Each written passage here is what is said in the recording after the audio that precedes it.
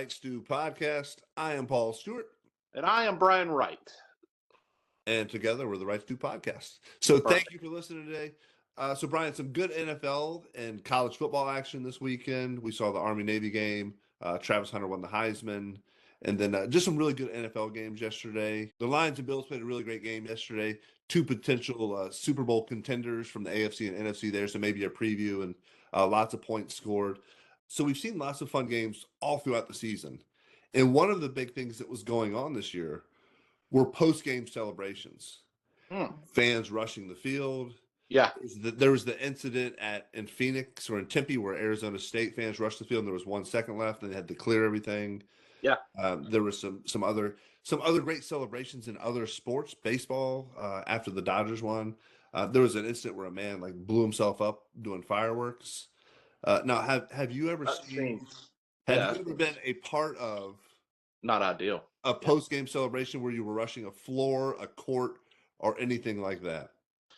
I was at, and again, this is bringing back to my NC State days. I was at the NC State when we beat Florida State back in the day, whatever. 1998. I was at that game. I was at that game. I'm not a rush the field guy, right? I'm not a, hey, be a fan, right? But you're not a participant, right? And so I am very much, as people were jumping on the sides and getting on the field, I'm like, dude, I was going the other way. Probably had a couple of things to drink as freshman college. Yeah. So I don't see the purpose of it. I mean, you want fans who have that kind of passion, right? Yeah. And you want people to, but it's hard for me to relate to that mindset. Hey, let's get down on the field. What are you going to do down there? There's nothing to do once you get down there. What are you going to do? You're going to jump up and down. Yeah. What are you doing? And so get down. Let's tear down the goalpost. I mean, there's just no.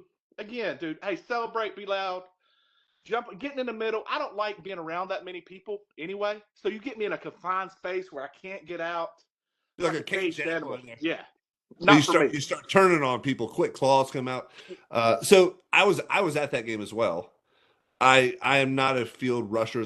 So actually, I've been on the field a couple times after games at Clemson, but that is like a tradition there where they allow people to come on the field. And it's more similar to almost like a high school. It's not rushing the field. It's a very controlled, at least a couple times I've done it. But you can go down if you have a relationship with a player or you can chat with them. Yeah, It's almost like very much like a small town high school kind of situation. I've never rushed a field after a team win. I'm kind of the same way. Hey, the guys just played hard. Let them celebrate together. And the same thing. Like, what are you just going to jump around? Like, what are you going to go do? Well, hey, Paul, you think about the other team because we've lost to plenty, whether it be professionally, collegiately, high school, coaching our 13U team. We've lost to plenty. The last thing you want is some drunk, obnoxious kid yelling at you as you're trying to get off the field and just get away from people. I'm surprised there's not more people being punched in the face and things like that. More fights. So kudos to good sportsmanship in a lot of self-control. Yeah.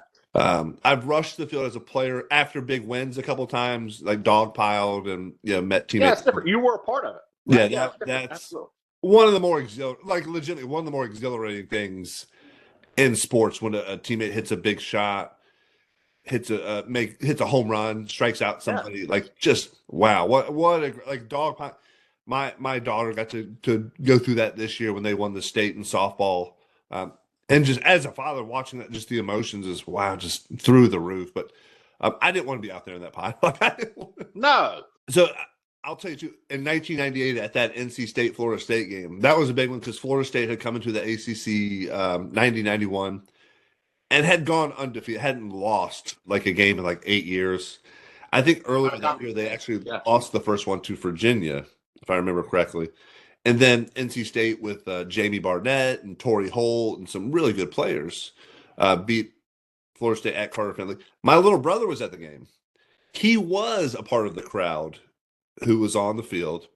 I'm not in high school still. My little brother actually was a part of the crowd who was tearing the goalpost down. And part of the crowd who was carrying the goalpost down Hillsborough Street after the game. So he actually just doesn't seem worth it. It just doesn't seem worth it, Paul. I mean, I just don't. It just doesn't do any. I mean, I just cannot relate. Like, if there was something else that you were getting ready to do, like if you bring the goalposts back and get free tuition, or Maybe, yeah. it's just not. I don't know. Good for him. Good for him. I'm not. I mean, it's not for me. Yeah, yeah. So with that, I've seen a lot of post-game planned celebrations, right? Especially in the minor leagues. You've got 4th of July, a lot of fireworks, big night for minor league baseball. A lot of places they have like Friday night fireworks to attract audiences, and people love fireworks. I'm not. I guess in the minor leagues you just see them so much that you just kind of like, this is. I think I could probably argue one of the more overrated experiences in life. Right? We used to go to 4th of July, and we would go and watch fireworks. Usually, small kids are afraid of them. And it probably, if you really like fireworks, it's probably your IQ is not, we may be messing with something there. Like if fireworks gets you super excited and you're like, woo, this is a very unpatriotic take. Yeah, no, not patriotic, right? Because, I don't think like the soldiers that were coming back and that hey, we're celebrating, freedom, and I don't even see how that really became a thing, right? Like you want to relive like bombs going off after you got back from war, so let's go blow stuff in the air. I don't see that as I don't even know how it became a thing. So fast forward, the new generation of that celebration. Okay. Drones. Yeah, they're phenomenal too. Phenomenal. Man, I've seen some. I've never actually seen a drone celebration in person. I've flown like some really bootleg drones. I've seen them. I know what they are clearly. I've never seen one of those ones like they have down at Disney where they're putting shapes and designs and the whole. I've never seen one in person. I've seen them on video. They look wild. They look awesome. Yeah, no question. No question. But more recently in the news, there's some drones floating around. Is it New Jersey and Pennsylvania? Yeah. And I think they've seen them some other East Coast locations. I got a question for you, Paul, real quick. Hey, would you, if one came directly over your house, would you shoot it? That'd be tough because I don't have a gun. Okay. So I might try to whip a baseball at it. Yeah. I occasionally will see a drone in our neighborhood just floating around, but I just attribute it to a kid or somebody. Yeah, maybe doing some real estate photography or Google or something. Yeah. I don't have a gun. I know a lot of people who have shared that sentiment that they'd pull their shotgun out and blast it. I don't know. I'm not a gun guy. Well, how about you? Would you shoot it down? No, my wife, believe it or not, was like, yeah, she would like encouraging that behavior, and I don't think I would.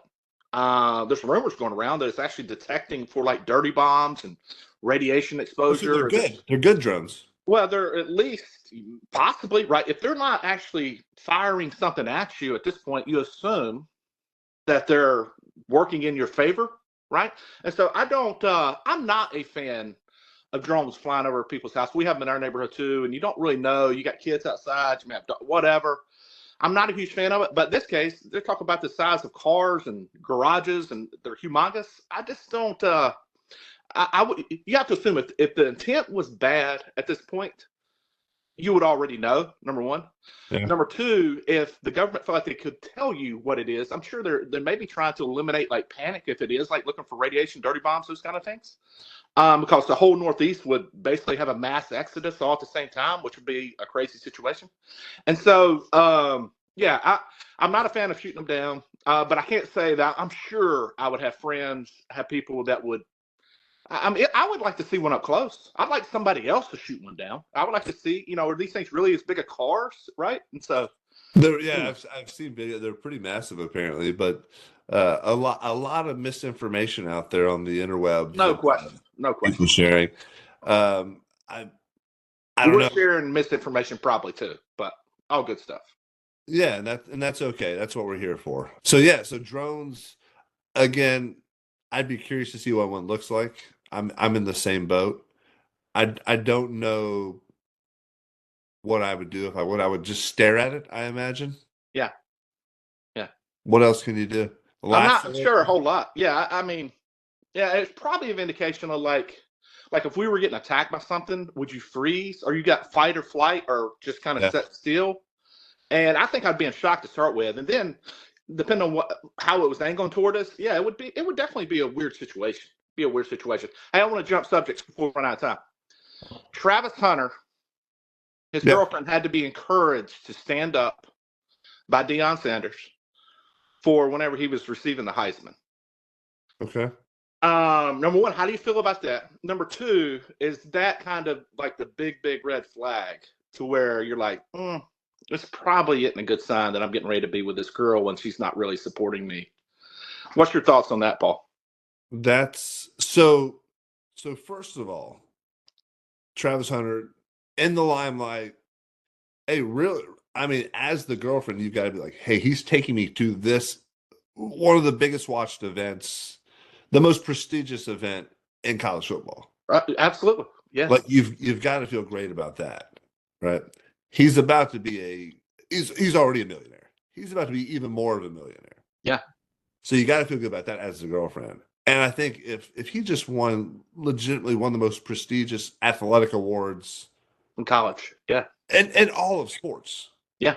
How many trophies can you name for an individual like that? That is. I mean, you do commercials for these guys that are. That's Nissan does the commercials. Yeah, that's at the top of the list. I'm not feeling great if I'm Travis Hunter. I think he's come out and said, "Hey guys, worry about other things." All right. But you've got to sit there and think like, "Wow, I just did some good stuff, and she's not can't even stand." Like that's right. Not a good feeling. I wouldn't imagine. Like no. Like if I make a good dinner, I expect my wife to like stand and give me a little little praise. Absolutely, really. Absolutely. At least put your cherry in. Whatever. Give you a little pat on the butt, just like you do when you hit home runs in baseball. Yeah, good job. Good game. Yeah. No. So I would, if I'm Travis, I'm probably maybe not thinking of like breaking up, but I'm thinking of like, wow, it's not wildly encouraging. Well, yeah, I've got to do quite a bit here to impress this young lady. Absolutely. Do you have any thoughts on it?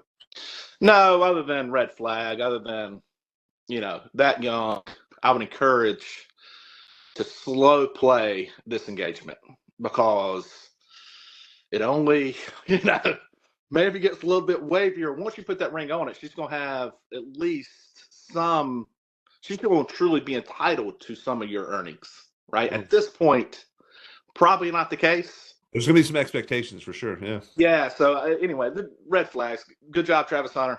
Well deserved. Looking forward to seeing. Maybe find a new girlfriend.